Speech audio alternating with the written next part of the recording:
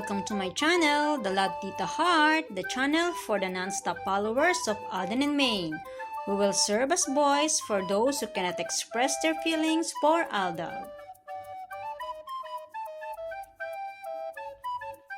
Kamusta po kayo mga ka-non-stop? Good day po sa inyong lahat. Bago po tayo tumungo sa kaganapan kay Alden and Maine, please subscribe and hit the notification bell para ma-notify po kayo sa mga bagong video na i-upload ko. Salamat po! Happy Heart mga ka-Aldab! Last Wednesday, September 27, ibinahagi ang panunumpa ni Alden Richards bilang pinakabago at pinakabatang miyembro ng Movie Workers Welfare Foundation Incorporated o MOWEL Fund. MOWEL Fund is a non-stock, non-profit social welfare, educational, and industry development foundation organized and established in 1974 to serve marginalized workers in the Philippine motion picture industry. Layunin po nito na makapagbigay ng serbisyo medikal at livelihood trainings para sa mga miyembro at dependents.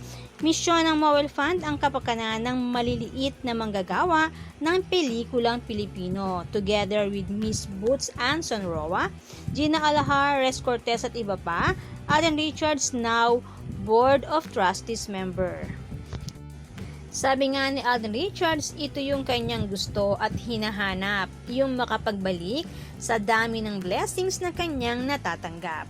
Isa na naman itong paraan para makapagbigay tulong siya sa mga maliliit na manggagawa ng industriya ng pelikulang Pilipino na pag-amin nga niya ay pinanggalingan ng mga biyayang natanggap na nakapagpabago ng kanilang buhay. Mapapansin na focus si Alden Richards sa ngayon sa mga foundation kung saan pwede siya makapagbalik ng tulong sa mga nangangailangan. Samantala, bilang co-producer ng By Breakups and a Romance, hands-on producer si Richard Jr. sa naturang pelikula. Kaya naman sa isang eksena nito kung saan sa Singapore ginanap, ay si Alden na ang nag-direct nito. Sa ganitong paraan, masasabing isa na naman itong way para matupad ni Alden Richards ang pangarap niya na maging isang direktor. Kumbaga, unti-unti nang nagsasanay si Richard Jr. sa larangan ng pagiging direktor. Sa ganitong paraan, masasabing nagpa-practice na si Richard Jr. upang maging bihasa sa pagdedirect ng isang pelikula.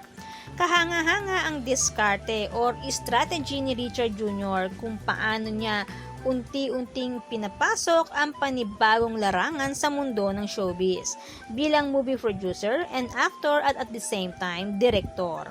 Masasabing isa itong malaking hakbang para makagawa ng isang pelikula muli si Alden Richards.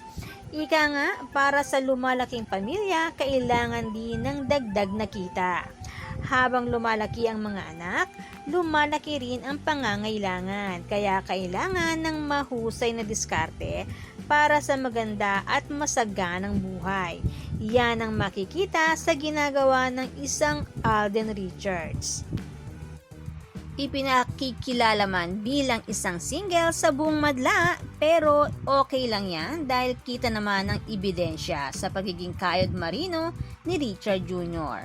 At matagal na rin naman nilang inami na sila ay mag-asawa na at may mga anak na sa kanilang mga social media account at sa ilang admin ng True Blooded Aldab Nation. Single sa mata ng mga netizen para sa showbiz, pero kayod marino in public para sa mga lumalaking mga chikiting at sa pinakamaganda at pinakamamahal na asawa ni Richard Pokerson Jr. na si Mrs. Nico Menday Pokerson para sa private love life. Samantala, sinasabi na si Maine Mendoza ay natapos na ang kontrata sa AAA, kaya sinasabi na ito ay malaya na at wala ng kontrata sa ngayon. Sa ganitong pagkakataon ay masasabing freelancer na si Maine Mendoza at pwede na magkaroon ng pagkakataon na magkasama sa isang proyekto ang mag-asawa kung nanaisin nila. Lalo na at maaari na mag-produce si Richard Jr. ng isang project na pwede nang makasama si Mrs. Nico Menday Pokerson. Uhaw na ang fandom ng Aldab Nation na makita ang mag-asawa together in one project. Dalangin ng fandom na masilayan muli ang dalawa na magkasama dahil sila ang hanap na makapagbibigay ng kasiyahan at kaligayahan sa puso ng Aldab Nation, lalo na ng mga seniors. Pangako ng mga true-blooded Aldab Nation, walang iwanan, walang sukuan hanggang dulo.